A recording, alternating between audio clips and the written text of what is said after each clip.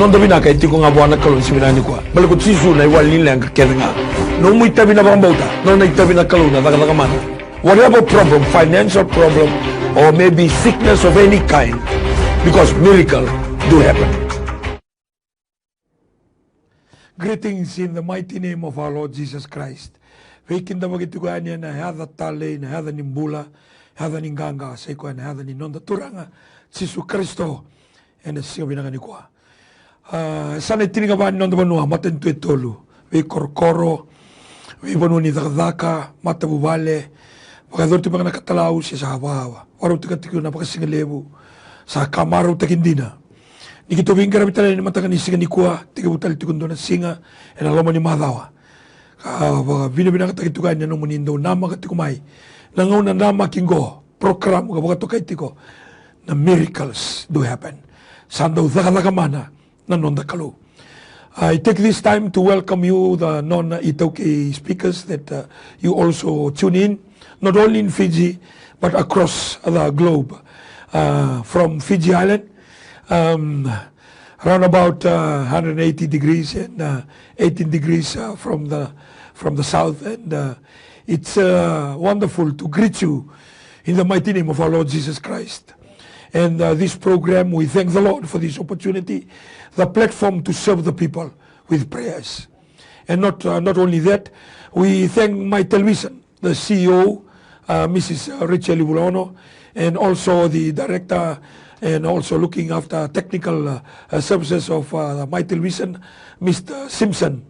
We take this time to thank their life, allowing us this 1 hour from Monday to Friday to have this program, Miracles Do Happen. Not forgetting the transmission team led by Chonati and his faithful group that are making it possible to deliver the needed message, the needed encouragement through prayers and testimonies. 11 o'clock to midday, miracles do happen.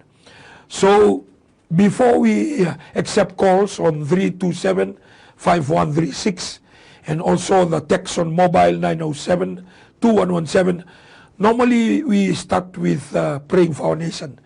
The nation need prayer. You and me, we need to pray for our nation. So I also take this time to welcome senior pastors that they are here with me in the studio to pray for our nation. Tal-tal nga si Johnny Verimalu. Amen, eh? Tal-tal Tito Daw. Tal-tal Absay Buli. These tal-tal nga will assist me in praying for our nation. And I believe our nation need prayer. Our leaders need prayer. Our young people need prayer. The 14 provinces need prayer. Nanonda ko nuwa yung andreba na bi masulaki. Kung nga nakitunda miti kinogo, ni mbera ni dingomi na bi masulaki na talibon indambe kapatalagi na talibon ni bikoyaki and a text. And na liunga na kinando masulaki na nonda banua. Santigo tumay bital talaga sibuli. Au suretikan na dua bata na ngunong o. Fiji, let comes together at 11 o'clock every day, Monday to Friday, to pray for our nation. Talaga sibuli. Turang binabulim sa Hallelujah. matakan ni sigini kuwa. Binabulim kem ni nakalu Londina, kem ni nakalu sa Berabundo Visau, kem ni nakalu sa koy tikunga. Ena matakan ni sigini kuwa. Turang ni tambu. Kem minunu mani mami banua, we kem ni choba na matakan ni sigini ndai. Na kuno mani goviti na matakan ni sigini kuwa. Na sana tini ka bani mami banua na matini to tolu. Ena matakan ni sigini kuwa. Mami sa masula ka kem ni choba. Ela tambu ni kalu ni takataka mani ni mami banua. Ni maro ni mami banua, kem ni ndeli banua. Kem ni ndeli ni abu na matakan ni sigini ndai. Mami sa masula ka kem ni choba. Ena matakan ni sigini ko munisa biba karotaki itaka mana ni ko itaka ni mami bonwa ni mami kalo ano mataka ni sigini ko mamisa masula kana kena bilu utake na mataka ni sigini ko munisa vaka mana biba karotaki chova ano mataka ni sigini sana tiri ka ni mami bonwa masula ka bi ke muni chova na sana ko turango lau ano mataka ni sigini dai na sana ko turango da konrobe bo ke maduata na mataka ni sigini dai sana ko turango lo mai viti na mataka ni sigini ko sana ko turango te levu na mataka ni sigini dai ni ta siri ano mataka ni sigini ko na sana ko turango ra ano mataka ni sigini dai sana ko turango mba na mataka ni sigini ko turango ne lo tamu sa masula ka bi ke muni chova onandro nga gina bo sa na mataka ni sigindai o seru ge na mosi na mataka ni sigini kwa mamisana numa na sara turang kandabu na mataka ni sigindai halo tambu ni kalo mamisana numa ni mami bonu vi ke muni chova na mataka ni sigindai halo tambu ni kalo muni sa daga mana halo tambu ni kalo muni sa bi bagarotaki na mataka ni sigindai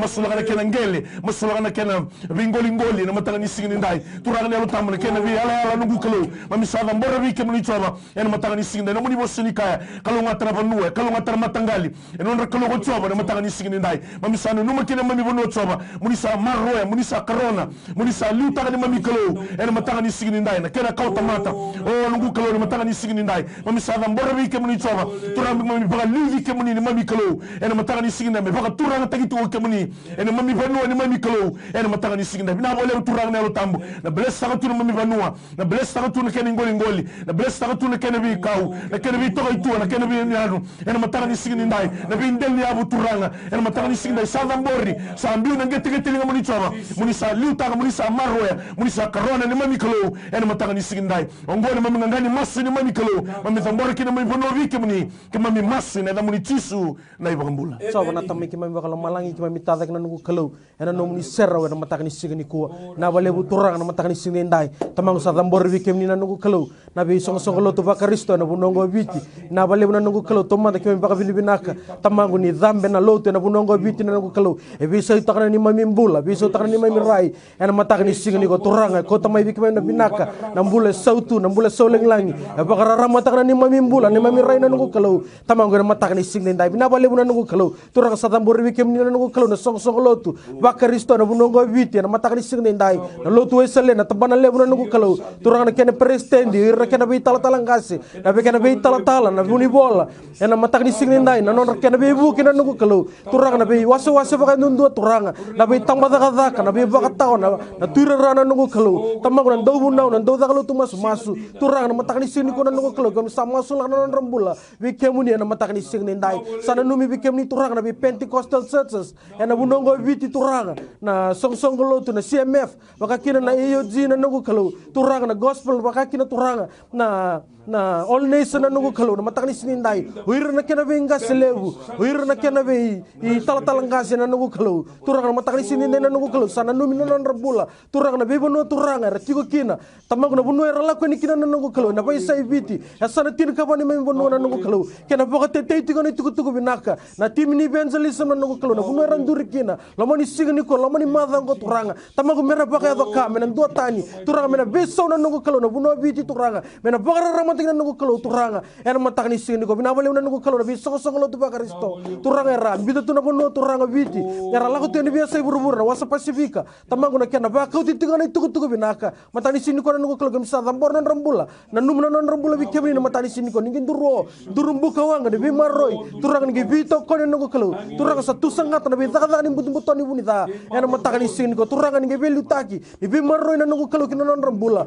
turanga na mataka ni sigini na kimami masu na bukum ni tisu na ni mami turanga na ni mami bakambula amen chobna ni mami kalo na tamai kimami lo malangi kito masula katelanga ni kemuni na matani tu lo manyo viti na mataka binaka ni sigini kuwa na matani tu ni bakan durian na matani tu ni bakan damber na kalo oni bi bakan bauti kina na kalo na kena binga rabi na kena belutaki todo sara kito sa masula gani be kemuni na mataka binaka ni sigini kuwa non rambula na turanga na prestendi non ramata bo vale na kena bola kemisa masula ga be kemuni na mataka binaka ni sigini dai non rambula na turanga na prime minister non ramata bo vale na kena bola non rambula keda na cabinet ministers non ramata bo vale turanga era be portfolio to loga binga rabi kina kemisa dam bori rani be kemuni na mataka binaka ni sigini dai non rambula to loga na assistant ministers non rambula leoni parliament ui roni bakan durir na kalo mera be bosagitaka rambosing bose kata kabata turanga na lawan ni me matini tu kimsa masula kana itoni be sanga na toni matini tu na mataka binakani ko kinalinga muni na kalo na matini tu wa kimsa leba ni be kemuni na mataka binakani sini ko kanando ni sami ni kalo ngata na matini tu sa non rogolo ko choba na mataka binakani ko tamangu non rambula to lo na be liu head of department to loko non rambula na komanda ni mati walu ni viti non rambula na komanda ni mati walu wai turanga na ko komisna ni officer na nungu kalo komisna ni bali be vesu seni mula da turanga na be tambana to lo sar bagai sensel sa turanga na tambana ni mbula na tambana ni buli na kalau pinabala no tombula na tambana ni boka turanga na mataga binakani kuwa kime misa kominta kanon rombula veke muni wira kedara velu tagi kina na mataga binakani sini ko turanga sele vira na buku me veke muni na buku na ro matu turanga meron ranga raba kina bawa binakani tabi ko ni sa baga tira kina na mataga binakani sini ko turanga binaka bale no mati ni tungo turanga wira bingara be biti kerna bingara mai balangi kim sa ta tona kana mati ni to biti veke muni na mataga binakani sini ko binaka bale no muni ronga dane me masu binaka bale besar turanga cisu na mataga binakani ko mena ro ko bila veti junga ne damuni masu na baga binakani buku muni cisu na ibagambula. Amen. Amen. Hallelujah. Take this time to say hello again. For those of you that are watching live on Facebook, my television page or Souls to Jesus page, and those of you who are watching on television, I take this time to say, Pinakabagalevu, for always being with us. You are part of us, and please share it with your friends. Like us on page on the Facebook and share it with your friends. This is the only, I'll say again, this is the only television that pray for your family, that pray for your marriage, that pray for our nation, that pray for our government. So the solution of every inner pollution, the solution of every matter that we are looking for, it's in this program, my friend. It's in this program. This is the first one, hallelujah, in Fiji. The station that are praying for you, praying for our nation, praying for our family, praying for your marriage, and praying for our young people. So there's a call on the line, and we will take that call before we go to the history of last week. So we'll begin with Taltalga Sibuli. Yan ni Sambula Minaka. Yan basa ko Yan ni Sambula Minaka. Kemo ni milang basa? Iyo. Oh, ni Mbula Minaka. Au kere tima. Mai kere mai. O kere na musinindu andurungu watanawa ngui mawi musharati o alebu. Ka lako watana musini yangu sa matimbenga ningase. Kere na mundu vivu ke. Ni seti ko nga ya sanandua. Nakinda ni mataka. Kalau ko lima sando mumushime na. Ni ko seti ko nga. Sarara sida bayado tiwa na kango. Sa kreto akina na mundu wimaswa ina turanga tarangasi. Kaya ni bukiyaw na kango. Sando ni barong tiko melambasa makatala kina bi kenta sando thuru matiko nang gasi sa bako sibin ni salay sibin na 5 5 asa daw lang talaga may so na mate kenda daw thuru matumay na nondambula bilang anak kau na bando tanga bi kenda so nakakana man sa makatagan na limo manu damdamu sa makalilitig sobo ye kay makay kuwa sara ye binakasar me kuwa baka usibin na andraw ni kau melemu kinaway katakata may samon ni bagali mo naway katakata kaunita ka ni na baka puri kasama bi kenda tali so kenda daw kenda sa buking giriti kumay na NCD sa namati sureti sa nato talaga nanumu itabi bi kenda barong tumay ni kuwa nimbering gitu na masuti kumay na masuti ko ni na sigawi na ni kuwa kau baka bauta na kaluan na taka iya o kenda talaga menda garap talaga so na itabi meron lako tani kina mga andua na mati ti weekend na sigawi na talaga sibuli masulagi man na turangan ko may labas turanga usama sulaka na turanga ngiri tung may lambas na mataka ni sigini kuwa kaya tung may masulaki na musinin duru na mataka ni sigini dai na sani mawi na mataka ni sigini kuwa usama sulaka bi kemo ni choba na mataka ni sigini dai na bi mataka ni lai na ba turanga na lutamu sando tatara tung may na mosi na mataka ni sigini dai na mosi nyango usama sulaka na kauko mana ni alichisu na baka tiki taka lebi na mosi na kauko ni alichisu na mataka ni sigini dai na mosi ni duru na mosi ni sama nyango na kauko mana ni alichisu na baka roti ko ni mito na turanga mito na leo na sina bi kono na lago tani buno na bisinga na lichisu na matanga ni singa dai turanga uni sala ko me ro na mula iyo me ro na msara na matanga ni singa na serega na turanga na bongo ko turanga me na wote bono na mosi na lichisu na matanga ni singa ni kwa ngoni turanga ni masu ke to masu na bongo bauta masu na da muni chisu na bongo mbula amen dona ngiri tu sa na do ni sabula binaka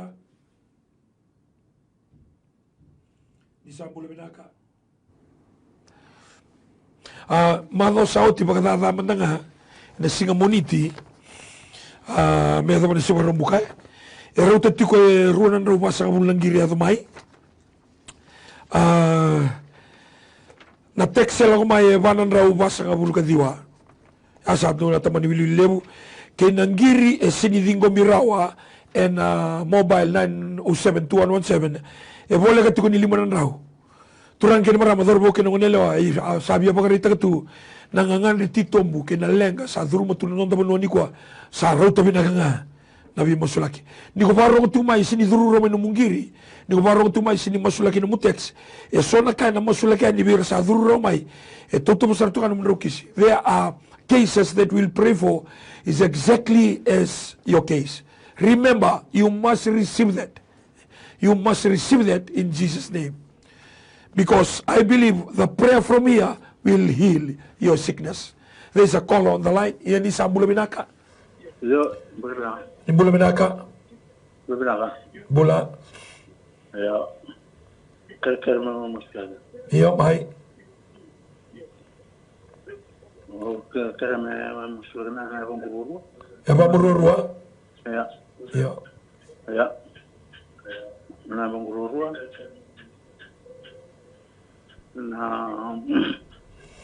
Na mosin era nanjimim Yo. dari kereta muskan pada cuti. Bata-bata ng dibimu na mosi. Tal-talaga si Kita bata kita. bata-bata ni Kete. Sandonu. Pakabuto mo sa Nagori.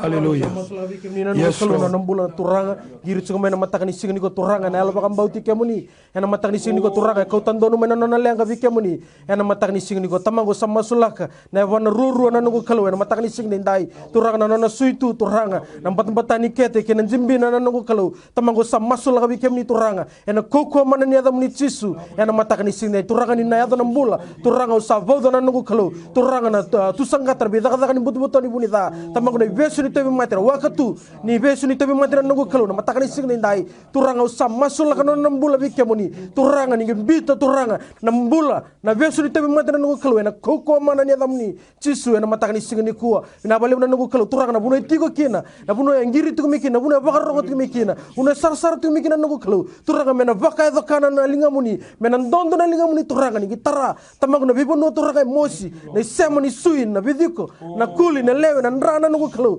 turanga mena lako tale na buno dondo mena lako kina ndon robo turanga buno dondo mena robo kina ena matakani singi ni gua kimami masunga ena hukum ni cisu na ni mami turanga na ni mami bakambula. Amen. Ipakamboto tu may sa Nagori. Kenta sa tumay. Pakamboto tu may sa Nagori. Ni tu itabi na masu. No na itabi nga na kalau. Nabi bakamulay. Nalebo na nga na turangin maramay. Sinituwi ka na pakambota. Pakambota na kalau.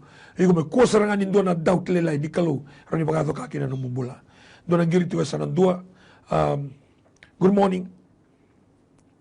Ni sa Rabinaka. Nisan Rabinaka Taltala. Yan Randa.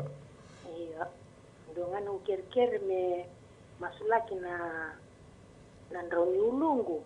Iya. Na mata konggayan ramai. Usiru sami mirai. Okay. Serani kilana la bevu na usindo la kuna address me takana ulungu. Au kerenga masulaki ndendo na kai eda katumai ser na bingati na masulaki mandangana kalau may masulaki wan kalau na manggungula bagayango bula bagayalo taltala Sandono. nakvali Pakambota mo sa Nagori. Pakambota ni kalau na takatamana. Tal-talaga si Johnny. Hallelujah. Kalau binakabakali besar na ng bulan naman ni marama, ngiri chiko may tamago ni bakang bautan niyo kemo niyo ni rawat. Sikali binakani ko turang ay kachiko man ni sando mimira na uluna. Kito sa masula ka na ng bulan turang man ng buran dalana, may dabar ka sobo ng gete-gete nebana na mataka binakani sinikuwa. Nabono todo ko turang ay tao, nabono todo ka dukan to kalimba ka na ng kalau. Kaya tumbe ka na zangi turang ay, kau tumay na bunila. Kapag muna chiko na mati ang mimira chiko na luna turang. Kito sa masinikuwa na kau ko na chisu.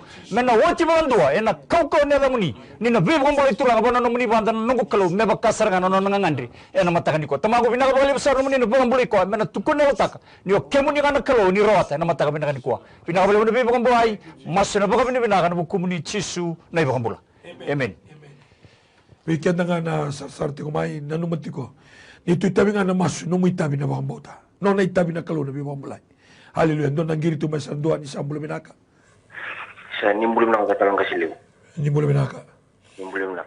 Tomon to turno ko nung mo pa binabali le na be muslek wa dur chimi kila nukumbula Naka. nugu vale na nugu zaka na vida na lengo so tabu chimi na rona bula sawoti o kercho na be muslek na nugu bisu o kercho na kokoni bambuti na be muslek wa dur chimi betana nugu bambut na bisu mi ra chimi nugu bisu na o chau talu ba na bisu mi la chimi nugu bisu o ba kena bona kalu leu Naka. o ba na tarik na ke ba na kala to na kalu na be muslek ni nugu talibu na siang tu ni kwa sanga ra talik nugu talibu Rau kena mi usara kena mai TV mi kerkala kena bi muslek kena silim ni kwa. Kera tu kena bi muslek kena nama silim ni kwa na bulan ni rona lubengu. Ngulu motoa sa dinta kichimi prefect. Bat kena lubengu kwa ngone sa dinta kichimi mengito na anta teni. Sandina. Kena liu naka. Min. Dona masu ni baka binaka liu na kayado na bisomi taliboni sa prefect lubena sa ding talangon to talibena tangani na rakabi kembali sa ando na baka binaka liu me tambori mana kalue ni kalue sang wala nga ni kawita nga na tobi mate wala nga sang rakini bula todo ko kalongo rakini bula todo ko dada tulungan do ko to may biyaw na no mundo kakeda nga balto ko ay tini kakeda nga hallelujah. Praise the Lord. Hallelujah. Na boleh besar nama takkan disini. Baka bini kategi ukia muni coba. Na kali buni baka zorot tu kunu kelu. Kina mbula turangan ni beso tabi tu kina mbula. Kuni baka takile ukia muni cukup ni mami kelu. Nama takkan disini nai. Ukia muni na kelu. Sambera bukon tu ni bisau. Sambera bukon tu ni lega na linga muni coba. Nama takkan disini nai muni zaga mana. Muni beso serek ni beso tabi. Nama takkan disini nai. Muni sa baka bini kategi coba. Bina boleh turangan muni beso tabi kina bulan ni mata bubalean. Nama takkan disini nai. Bina boleh turangan na beso muni zaga nama takkan disini nai. Bina boleh na taliboni na boleh na muni bisa tabi cho kuni bagari tegi ke muni tugini mami kelo ena matanga ni singdai sa prefect ndo na lubena ena matanga ni singdai ndo na lubena dorobo turanga sa ndigi tegi tale ena mata tim ningi to turanga ena matanga ni singdai sa kale bola baga bini ka cho ena matanga ni singdai ndo me baga dere ndo me baga ro tagi o ke muni ni mami kelo ena matanga ni singdai cho muni lebunga ena matanga ni singdai bina boleh turanga na boleh no muni kelo yondina na boleh no ke muni na kelo dere ke muni na kelo sari tale no muni bi baga ro tagi sari totoka sarui kami na turanga na bika ko ni baga utanga nungu kalo gina mbula ena matanga ni sinda misaraba mami reza na ganga lo kade linga muri choba sa baga bini tagi ukemuni ena matanga ni sinda bina boleh sar turanga na boleh no muri baga utagi bina boleh no muri daga mana masu ne da muri tisu na ibaga mbula amen do talangiri tiga sa do ni sambula minaka ni sambula minaka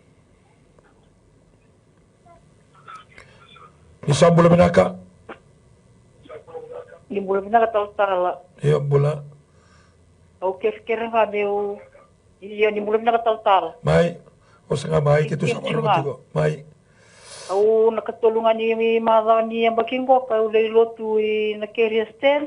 Iya. Gai pude na uchukin na gai bakaya tono kana wangu bakaya ruana na idula me tono kana wangu changa ibude.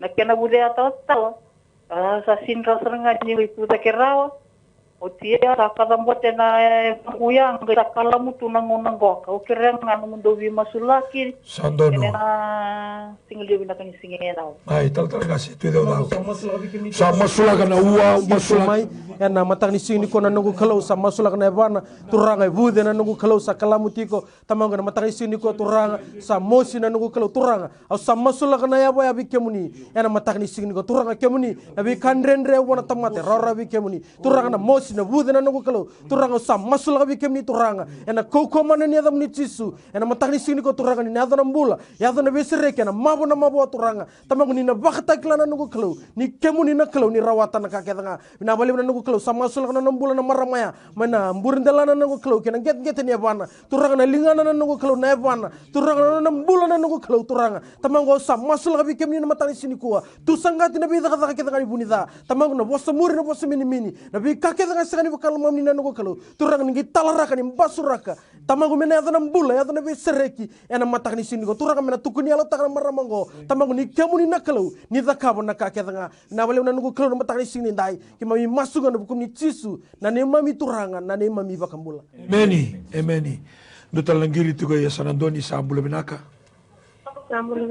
salah ya ni bola kira-kira ngatal seran maslahnya nunggu beli masuk wali iyo nambul ni wajingu terus tiga buto semai iyo tiga bu bakat terhasil suka na iwal-wal lah kerana ni maslahnya 60 Ibabel tigduka na la seba kurupura patikena ne raumpula ke rosa sumetar ne rompari. Sandono. Ngano mibi masulaki tarata. Haleluya.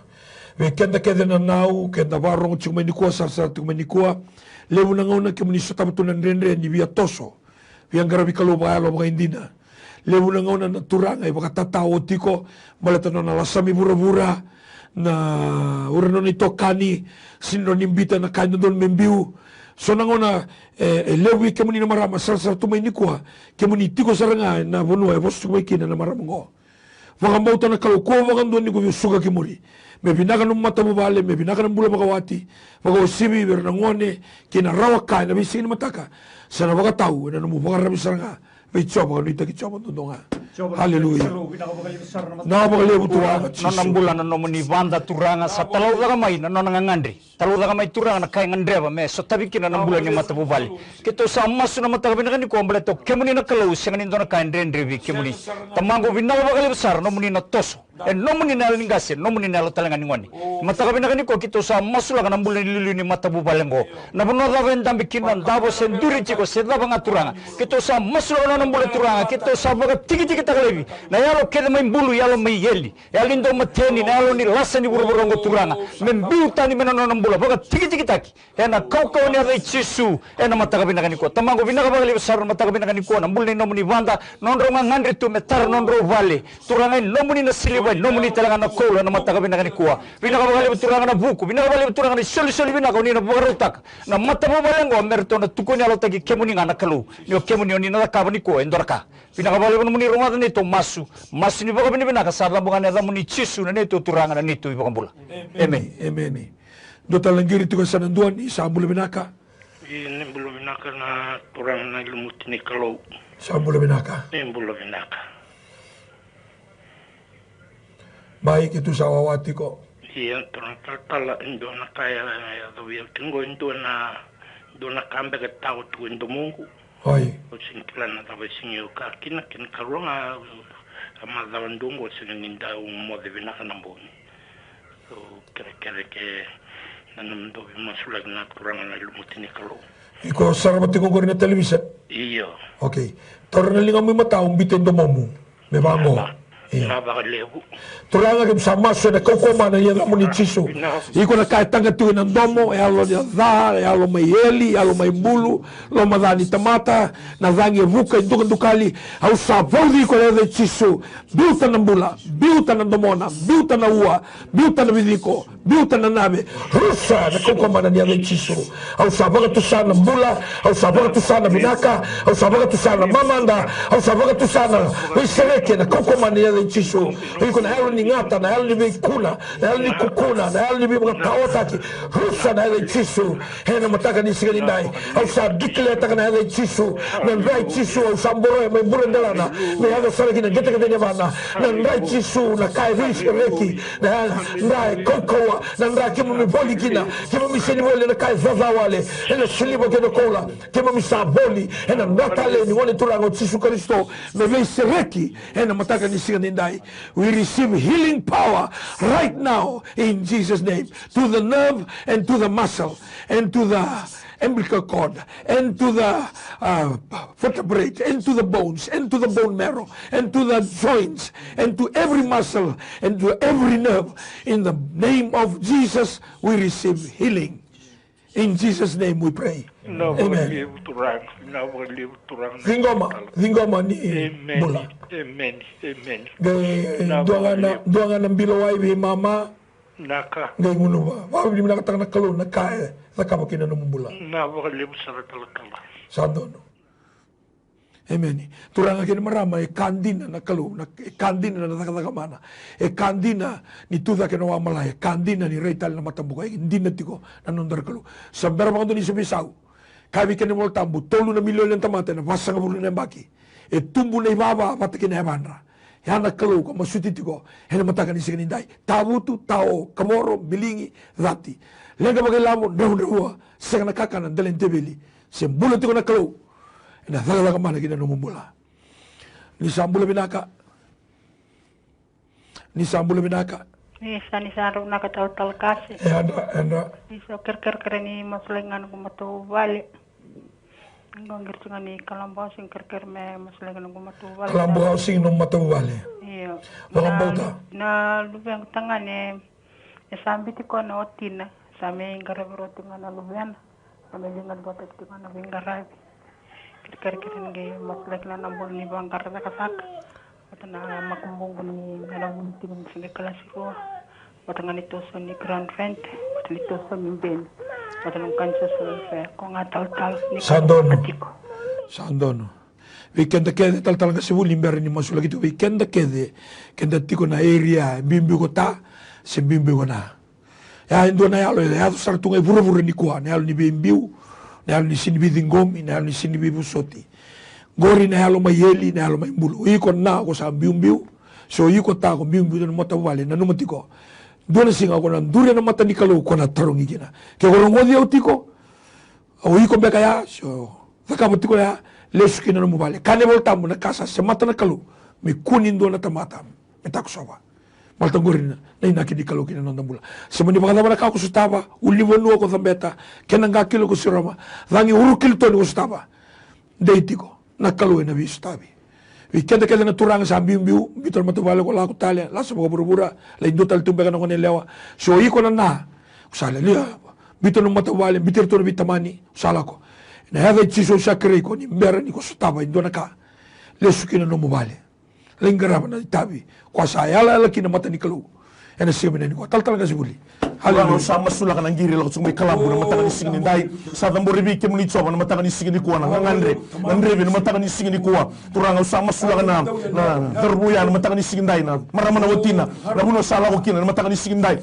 kemuni na bakko tele sumai na chisu na mataka ni sigini ndai zabrgele na hal ni bimbiu na mataka ni sigini ndai na hal ni sangani be dingomi na hal turanga ni sangani hal ni sote na mataka ni sigini ndai me zabrgele baru sele na chisu na mataka ni sigini ndai au sama sula kana marama na wotina uno ga waitingo mekina matangani siginai alo tabudi kalona tarana matina lona alo tabudi kalona boski na matina lona belesu bi otina ena the chisu na matangani siginai turana alo tambu au sa maso na koko mana ne the chisu ina thaga mana na bisimati tagi nungu kalona mbula ni matavala mena leski no mbula ne otina mena leski no matavale ena ya the chisu ena matangani siginai sa maso na bubala na matangani siginai to dingoma no mbota beli sumtare to dingoma no mbota na ali bingomi to dingoma na ali mbota ena matangani siginai na ali bibu soti ena na mbula ni biotinya ena kauko mana ne chisu ena matanga ni sindai bangara zaka ena matanga ni sindai sa masuli bi kemuni choma na bi bangara rotai kemuni nungu kalo na bi bangara rotai na zaka mana kalo alandina kalo semera wonder bi sau ena matanga ni sindai masuli na makumbula ena matanga ni sindai no na buli tigo na krese rua tamago ni sa zaka mana bi bangara rotai bi sotai na buku ni ala matua sa bi kemuni choma ena matanga ni sindai na balo sotaba na buli bubala no tombula ni bangambota no tombula ni logo bi kemuni choma ni signi kwa ni soma talboti no tombula ena matanga ni signdai kito masu na bangambota dingoma na bangambota masu na lamuni chisu na bangambula amen oh that's very powerful hallelujah e ando nangiri satu guys na ando ni sambula binaka iya ni mbula binaka turang tal mbula binaka kibatagir tu nom ni tokan talanga mbula binaka birto sabina balebu iya au binaka balebu na ita bisa pakai durti ko binaka biraka Viki mam kim ngande batuna vi buke bakayalo. Na pononga na bakadi ngukina na hakim do sa bakay dorti ko pinaka bakali. Do nga nanungu ngangande ubia kiret kani derani na lubi sa bichur ton to ta sa alap sandinde ya lalu nguna leo ya kere me masulaki manda me mao pokayalo mutu merani ngarabira bo minaka na luven singin daula kombat so na kala lain akan tabaku na unyangona ndo posakina me kunda upagador me ma optaki na sende merani rambula kina binaka ngoni kera mera bo buli na bo buli bo lut mena binaka kina vising ni matak pagatalki na kurtu na ngoni kurtu na sulsuli mertu bo bululi mertu masulaki na bika so chiko na tawi mate ba nikuli e mila kina nonda po pulizi songo ne anda utalende ende keretsunga nai po buli masulaki merto mbula binaka pakaki na koyau anda lebong kumpurimburisi ando takape soka posabsada kereci ko mo masulag talanga mo rani binaka talanga ko yao merani gai binaka kina na mata wali kena lipsaka sabi na ka Bakalebo kako andon ni ko El Laylay kako talanga ni ko Soro ai valu tau ko kenda duruma tau ko chiko ko lotu se ko tau lotu kooi tal tal si sanga ulu ni bonu kento so tama kende weekend kenda sar tu mai na mata kan isi kan dindai na numa tiko kenda tiko buru-buru ngona iwalu sa ala kutunga ana bune ka kina paula kibirna isong so tu mai feso do boga yarangi na rangi dengan ikalu ko na dina na alu binaka ko tani tutu binaka ni binakati garon na mumbula binaka sa navang bauta na isa sambai matalang kina mo sa nikalu kina masu kembali ni baru untuk main kuas tapatunan rene na mila na karo sonan rakini mula sa tiga bu bahador mantanga kina no mumbula ko na reda kina ni kalongo na kalu yalondina kito na masike sandot kito na nanggiri tu sandot tu sana taranga megi masulaki pakandua ni sambula binaka au binaka takana program ko na madasau tu angkiriadi nanu kere ke bakara di maslaki na lubengu ngoni susu dorbo lelai to ko tu ra to ke na lua na utinga na bi maslaki asabi kiro wakila na nonam pula binak ya tal na mata ka binak tinta yo kere ngakira ni maslaki talngar to na le minugo mata bali na mata sau tikito le sikobi tamangu isuba ungai revenisa pakai bubudi tu na tanah na bude pure ngamai sepakatu na kensa au sakir mata kabuna ke dita kira ni masula ko koe pati kerto na poni te dingu kito sota kai tiko na ndre ni bulan ni maluai na lumani bulan mata wale kena ni tu sasanga takatiko na renovation ni wale ni tamai kito mai suba sakwai sakai sando no dina de numduta koe to mati chiko Oisele. Sandonu. Orang mau tuh misalnya murinau, sindo na kain dari buana kalau terangkasih. Haleluya.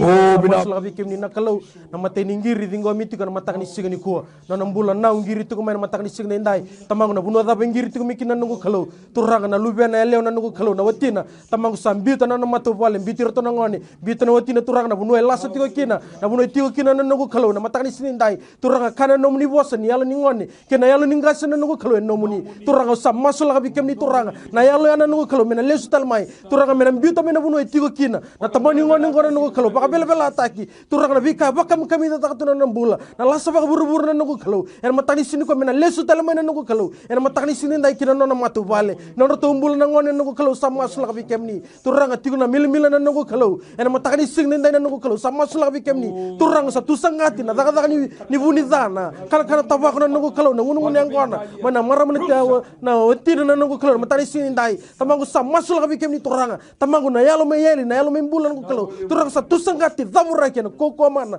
Ni ada muni cisu na mata ni sini indai. Bina bale buturang ni kem ni na bakal ngata na matu balengo. Turang men dona matu bale turang men angkara kem ni. Dona matu bale turang men redi kem ni. Bagus sini na nunggu kalau men rere bagi kem ni. Na mata ni sini ko turang na karo ninggiri. Asa masuk lagi kem ni na mata ni sini indai. Bina bale buturang na tuwi mati na mata sawati turang sa dingo minam bula. Baka bina kata na mata ni sini indai. Sawati na dhoka na nunggu kalau. Ya turang kita baka bina kata kem ni. Turang na tamana na marah menggiri tu mai. Asa masuk lagi kem ni. Turang na mati bude abana. Tamangu na kenisa se dava. Mati sui se mati ni nrana nunggu kalau mata ni sini indai. Turang na elu ni tuwi mati usah bauda. Ena koko mana ni adam ni cisu. Ena mata ni sini indai. Nam biuta nambula. Biuta nambula na mata ni sini indai. Na adam nambula. Ya adam na bisa rekina nunggu kalau. Ena koko mana ni adam ni cisu. Kita sabak ni nuwi kem ni nunggu kalau. Ni kem ni na kalau ni na daga mana. Ena mata ni sini ko turang men dua na labeti. Muni na labeti na nunggu kalau. Ena mata ni sini indai. Bagus suka bikin ni baka bini binaka. Rokobin to kai tsunga kin na adam ni. Masuk na bukum ni cisu na ni mami turang.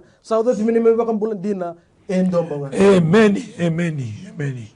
Ni sambula binaka tori mandunang giri sa ndo ni sambula binaka. Ni sambula binaka tala. Ini bula. Oh, ker chungan bera ni masulag man talaga ganito tame waktu tolok taki ko wara ka chuni ko na kala madala. Sandono. Baleta na madaka. Sandono. Matentu se kambani. Na kambani. Kambani Sandono. Wa ambau te ke sanggori ona kitu masukin na Rodingoma na isoni masuke baka sanga ni toto bate ni ndo na kai vina kata kitale. Mga bauta na kalau ni kalungo endo daga mana. Haleluya. Ngali besar na mataga binakani kuwa kana no muni bosa. Lo mandra na tui, lo mandra na velu taki. Etunga na linga itsoba na kenalewa e makana soniwai na mataga binakani kuwa. Tamangu kito sa ando bate kina maramang go turangan. Bono itiko kina na tao, bono itiko kina na application membeliti non rotota, no ibola turangan. Ndel ni tepelea. Kito sa kadiba na kalau na muni favor. Mena favor taga na mbolo muni tamata e na kauko na muni chisu e na mataga binakani kuwa. Binakabali besar turangan muni romada ni to masu, binakabali na mbolo ni bokam bota no na Bakang bota na bantango, engiri me kina turangan ni bakang bota turangan ni sa tao na kakitanga, sa tandola tiko nga turangan, ndora katumba na sega bakang nito songo, na nomuni materi tu na nongo kalau na mataka binakani ko. Binakabali nomuni besotabi, binakabali nomuni feva, kito ngoma na masu ni bakang binak, sega sarana tatay na muni nga chisu na nito turanga, sa da manito bakang bula. Amen. Amen. Amen. Dotal nanggiri tu may sanang dua, isambula binaka. Nisambula binaka turangan ay tala-tala. Au kere-kere nga ito luchik nga nunggulo tangan ni maso. Kaya nga namasula kinamataka binaka ni kuwa. Kaya namatay nga nunggu bangara daka-daka chiko. Sabi na naman bita chiko ni kina nunggu application. Au kere-kere bakara ni masula kinya tamdola may biyong doon na daka-daka. Kaya nakaruwa nga nang bulan ni nga nigu. Masan daw ngirtak chiko ni balevo. Nang daw ngirtak tunga na sa kabando ni bada wara. Duro chiko na rimanjenta na tambua. Nang una binaka ang gono na bilaway na katin kando ni mas. Sa durusuka na nangono tayo ba kuning wane tangani me ada mainggo wastulit ko may patik-tik na lubya na ito lubuan na marbe na non to na erto sabi ndi usar to bambalab au kerker na ni be masulak ni be sereki nakaluleb na lutam kinanang bula na matakwi na kanikuwa kaya bakar nila ko may na ko tali nila ko may sereki na bula ba kaya lumbaleta men na ni sereki kinanang bula ba kaya may katulungan ni utang kaya nakatulungan ni ulutang ang nga rin mga kibakaran ni masulakin doon sa sanga ro si sanga chikina na marama na tinago bat kinanganen guna mata kabinaka ni kuwa kibakaran ni baraw takina sa baraw takachiko na SNPS na sa umana title ni lisi ebo chiko bat kina na sa somi na gumomo ko sa mate na kaya na transfer takinga na lisi buwana nga nengo lako chiko ni ko na marama na tinago na usor na kaya na li narutuza kada na legal aid me bakay wala takina wala ni mate no gumomo bat kina wala ni bama na kakiri au kere nga na kaya na masula kina kaya na process na paperwork to ko kaya na ne labul me kaulay binalo ni bingati vir na kada kay nambage na kanisa ka chiko ba bingati na ngongo ni sa sangatali chiko so na leni matanggali merto sa lisi kina ka chiko ni tunga de ketungan de pamena toso tali sa mata kabinaka ni kuwa. Baka mo kami sa nangori, kito na maso sa nango, may thaka na lingan daw lolo, malingan second leka-leka. Seko na lingan choba.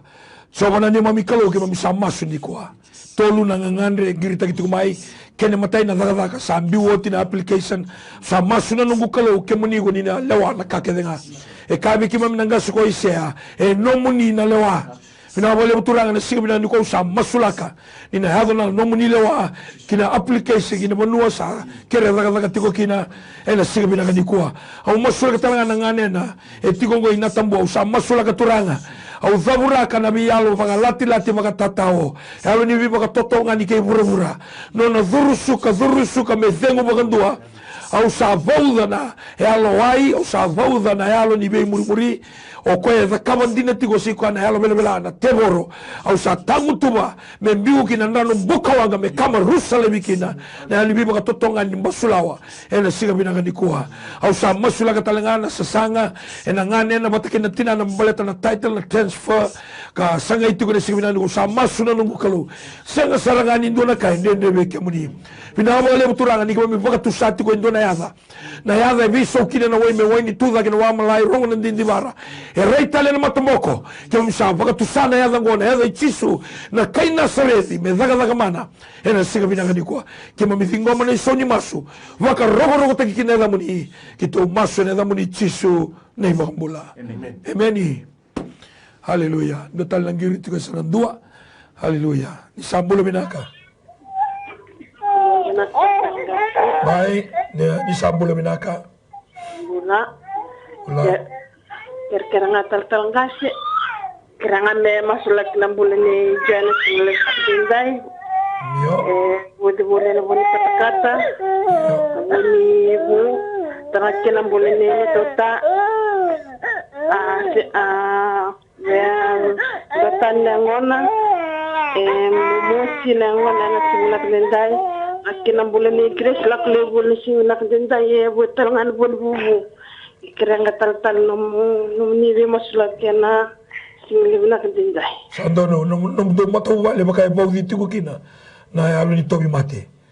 Bambau tamay sa nanggorin me dabure kile bina ni tobi mate. Do ko talangan ni bakatara so baka naka do kabutiko do baka muna me raw ni durumay ng bada na bubu na mate taka ngori na mate bibi tobi.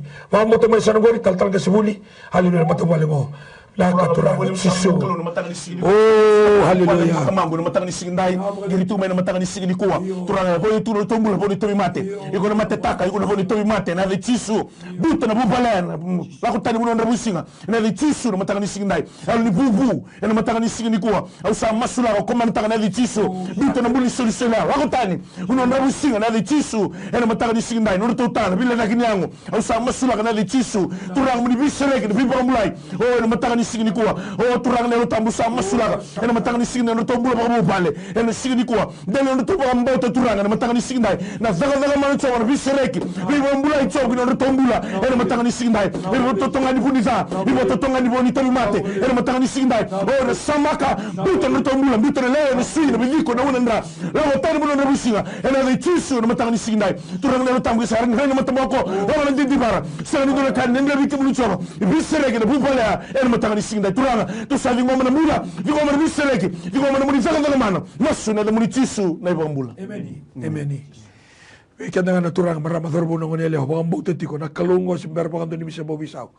ko bang bote tu na lebu na lenga itu ibiti ni kwa ana muna sarui totoka kina na mata ni bingara bingo malata ni bakatara na kalumi thuru masarangan na lumen no mobile thuru mai ni no sitting room na roni ombula visau dola katu mo promote mo ni daka soli na visa soli na ilabo mo mentolo da kina mbula bagalo kina mbula bagango dola ngiritu ka sa nanduan ni sambula binaka ni sambula binaka tala iya ni mbula iya ando nga nungu baga binaka iya mai au baga binaka kana madawa rua sau timbe kawa ngiria ni baleta na nungu sengendo mo de binaka na mbongi sandono iyo ngu sa mo de binaka sarang au sa mo de sengani uyanda bukame Onyu bakai liwe ndo yanda re tua ndo bakilani sona ka totos tu mani vale.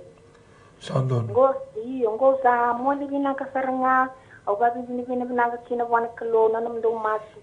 Keni karuanga na le ni nong ndo sarabati ko ndo program bakai toso ba sarting aki na nong bumbula bakai alo telenga. Pakau sandau gana katanga me to tolonga mai na kalo ko meu Farabatal do program ni singa kandua. Me basa ba ko yana nungu ngangandre ba kayalo. Iyo. Au ba bini bina kinendo endina ni senga ni ngole tiga ndo wali lotu yo lotu tiga indo talgon no ya senga ni indi via na tikina ya ndo ngana kauri na kalonga uri vetiko. Au ba bini bina ta kango na magitu na matanga ni ko vidi ya kitinga la ko tumbo turmai vale o me ure ga sate ko do program se senga. Tal-talan nung kubay binaka Sandon, binaka. Sa kasot tinibimbi na numula kumay na New Methodist sini kenay weekend na barong tumay ko na naugo ang girito maingo sini kenay na kinabingarabingo mo may New Methodist kina na kenay na kinga indo na bata-bata nga pagkaruta ka na turanga may kitubingarabin ni kinabikya mo ni na nunggu kere-kere nga bakay tal-talang ko ni ko sa lotu ti ko si Wesele si Pentiko mo sa lotu sa nga bakay alo bakay hindi na ya indo na muna lebu endo lebu dalo tu na nanuma ni ando nanuma tu ninduri na New Methodist me lay sangay ke muni may lotu na New Methodist siya nga ke bakanga sinindo na numu wali ni lotu mo lotu kina yan dolo tu wikito balta ni ronila ko may lotu patakikito ya ke tuko na numu wali lotu mo lotu sa kina bakay alo lotu sa kina bakay hindi na ndo talango ke bakay siya ni ko visaw na wali lotu ko tiko kina endo ndo mo sa tiko visaw tiko balta nakalo ng bitikan na puno ebengan iti nakalo na ebinakata mebengan iti na puno no mubingarabi seni ke memale amo duru wali lotu abo kisanga to wala man nga mo solimbula ndo tuko na baka sambu tagiko ena wali lotu ko lewena ke ko SLE so ko UG so ko CMF so ko Baptist so Presbyterian Salvation Army wali lotu nga tiko kina kuni wali lotu nga na edana mo wali lotu saranga niko ngarabi kalu baka alo ka mo hindi na au ka mambuta na maraw ta kana kalu ni ndabi tikin niyango dangay duwa nga na yango kau bang mo tekina na kalu ena simina ni kondo nang giri tu mai sandua ni sambula binaka. Ni sambula binaka. Iya, sambula binaka. Bula. Ketu sa wawati ko mai. Iya, sa kira tinga kironi masulatina nito matavubale. Sa donu. Nito mbula ko vitavini. Ndona tu mate mai do broto ti kona nganengo wakame to batimana kivitelia mai ndua salenga poti ngoro na nganengo di to Australia tago ko ta kana matengo ndo ti tungo e balimbula au kere ni ndona bi masulaki ko bang bauta ni tuan nang oni sale na kata tipina tevor kina nonda tumbula ni tumbula baka mata bobal. Amen. Tu sana masuk kana kidney bi ko chiko Australia o te ko e duru chiko balimbula. Tu ba ambo ta bata na siga binanga ni ko ni kalu ero ni viso ta kana mate satu kina na kidney se bana mana kana pasende na liga lo lomo ni kalu betakoso ena siga binanga ni ko. Tal gas. Haleluya. Na boleh na karuningir ya tu cukup main matak ni sing nindai tamang na kidney na nungu kalau turanga wanangan na maramaya tamang na bunuh tiga kina me Australia na nungu kalau turanga satu sangkata turang na daga ni bunida na matak ni sing nindai turang na ivesu ni tu mati na nungu kalau mati ni kidney na nungu kalau tarati na tombula paka matu bal ngan na nungu kalau na matak ni sini ko turanga sa masul abi kemni turanga sa voda na nungu kalau au satu sangkata turanga au sa daburaka na koko mana ni ada mu cisu na matak ni sing nindai binabale turanga ni na yata nambula yata na besereki turanga na nambula na ngane na nugo kalo na matak ni sing nindai turanga na nona uto na nugo kalo na kidney na matak ni sing nindai turanga na salnindra na salnindai na nugo kalo turanga tamago menga kita tar na linga muni turanga ni pakai ado tamago mena apa palang kangkal linga muni turanga na matak ni sini ko turanga mena bakila na ngane na nugo kalo ni na yata nambula yata na besereki na nugo kalo na matak ni sini ko ko enda butu na enda butu mati mai balimbula na nugo kalo turanga balimbula da betu kina na ndabun na nugo kalo turanga mena bakila ni na yata nambula yata na besereki na nugo kalo tamago na matak ni sini ndai ena koko amana ni yata muni cisu na matak ni sini ko na bale turanga na mate ningiri turanga ito vingo na nugo kalo ena baka bini bina ka tamago na matak ni sini ndai tamago kemni na kalo baka yata kemni na kalo besereki tamago ngiri to na mata saudi sangat ni mo de binaka yira matak ni sini ko na nugo kalo sa baka bini bina ka le sumai turanga ni sa mo de binaka turanga sangni ndo na ka tamago baka lati na nugo kalo kina no mo de na bongi turanga bina bale na nugo kalo turanga dabura ki turanga na vika baka tatao tamago na matak ni sini ndai turanga ni na yata nembula yata na besereki na nugo kalo lamani mato vale turanga mertu reda tamago ni yata na besau yata nembula turanga kimi sa baka bini bina ka kina matak ni sini ndai baka sukai bikemi na baka bini bina ka rokobin to kai tsuna kina na damuni masukan bukum ni cisu nani mami turanga nani mami bakambula many dotal nanggiri tiga sanandua ni sa ambula binaka ya sa ambula binaka turang talak bula tala keresa cikani gana si abibu masuk ni saban dintaka na num do program na da mana tapi masuk lagi saya cukup lebih start to keresa cikatan turang tala na tabu yang gunggu en tabu cikoi na buguni tabu ni tu mate ngol ser menakor ena buguni tabu mate bikai ko cikoi na buguni musi cikoi na dingana batakan na wala sali mate ser sa keresa cikoi na do masulaki ni sa babu kan cikoi na ni memingan tele ni bunwa kalau ngapa cikoi na do bin karang turang tala daka sandono amo to sanangori vei ko mate tikoi na lingam vei ko mate tikoi na vam ombeka sangang gili tikoi mai iko sasanga text ko mai sa kena masubaro da ka baningo tal talanga si choni very malu magambau to bulo to kina ke goroni tarasa na screen singo masaranga mesa nangori me bula ko ko meno koro ki ko ndabu tuko na ndabu to mate ke chugo limbula sanga saranga nindo na kai dende be Yesu Kristo kai na seredi ene semena no ke saroni visau na woi me woi ni ke saroni tuda ke na wa malai oh ke saroni reital na matamoko ena pakai do kana kalu na matakan ni sini ko ni ndaru ba mo ko tal ngasi haleluya sarana dinen no muni bosa kakeren rendre be kimami roro don don abi kemuni weira na ro ba mboti kemuni na mataka binakan ni sini ko tamagu no nambula no muni tamata ngiri chiko mai membala tana kana kan dawo chiko turanga mate chiko na vana mate tali chunga ndona sen no nambula turanga keto sabaro tana li tobi mate bito nambulongo boga tigi tigi le binango no sarango ena koko mana ni dai chisu ena mataka ni kuwa tamago menamburan dalana me dabara so mgidenge tigetene vana na nave na viviko na sui na lewe na raturanga na utini sioloma ni baga tawa taka na nambula turanga na tamatango na nungu kalau membula metula ke mai turanga mena boni matango ena kauko ni dai chisu ena mataka benanga ni kuwa tamago gitu sabo sa taka nambula membula no mani tamata mesrege no mani tamata ena kauko ni da mani chisu vera tala randabo tuna nungu kalau na ngonongo era boni bota tuna boni matango turanga kito sa mosro mataka benanga ni kuwa turanga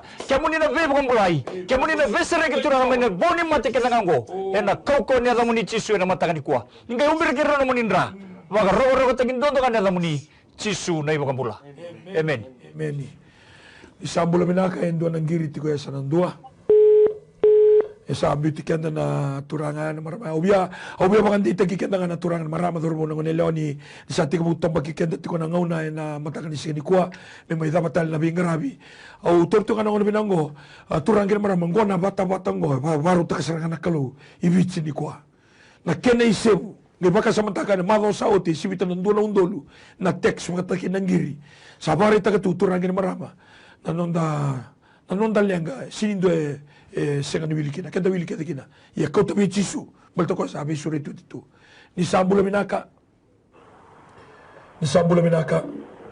iya imbul minaka ba imbul minaka zanga slip iya nimbula o kerega satinga o bia de tinga ngo balu minaka runangiro baka ben ni bi singa sa ti duru rai au ngai texani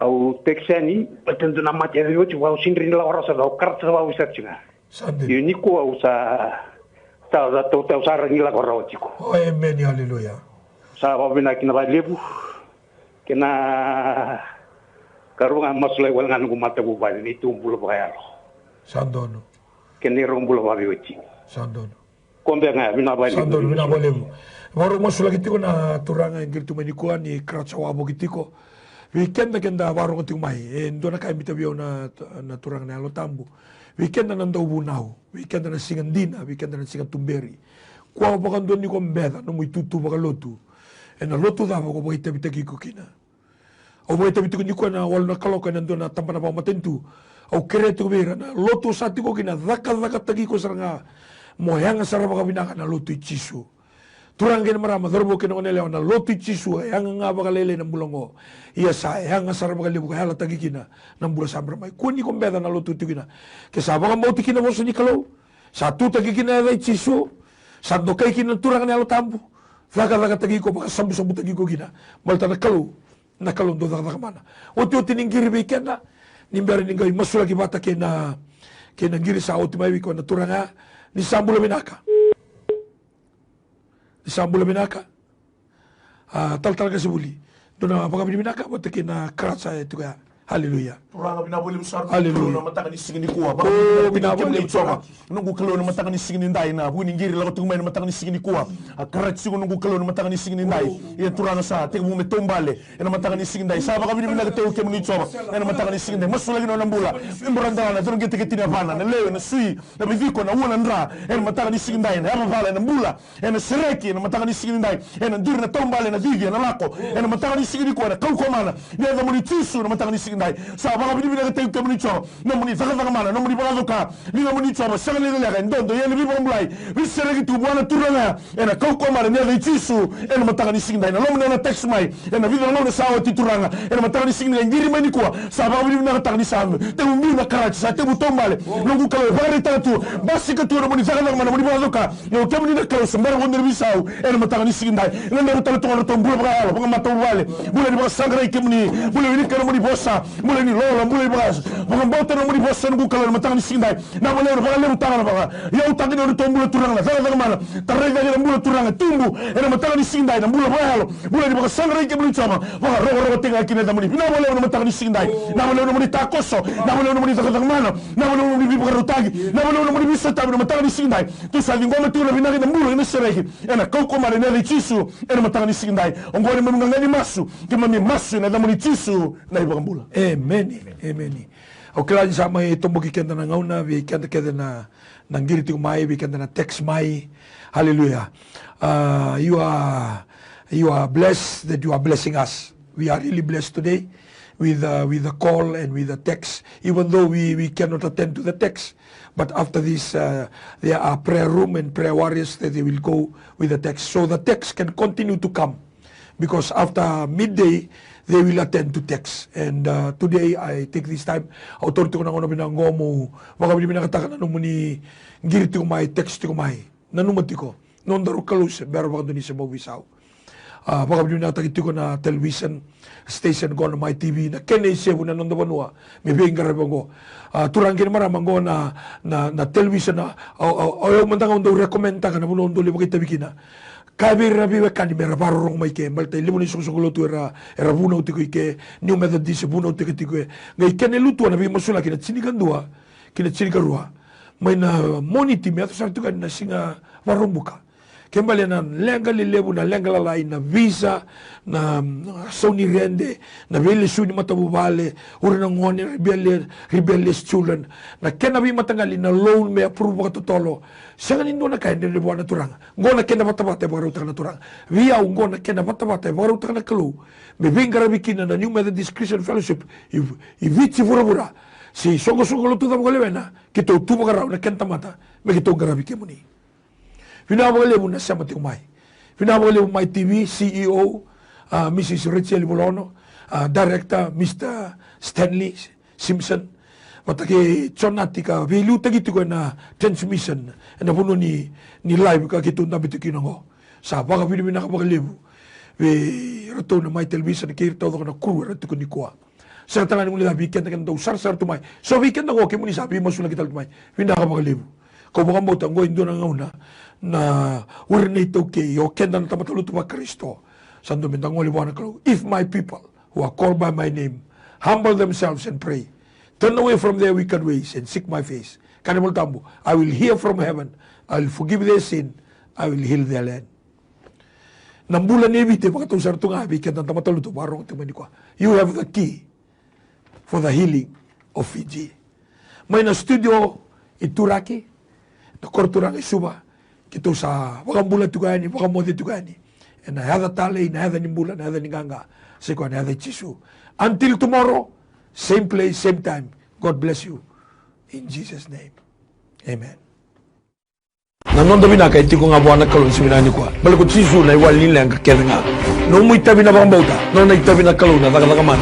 Whatever problem, financial problem, or maybe sickness of any kind, because miracle do happen.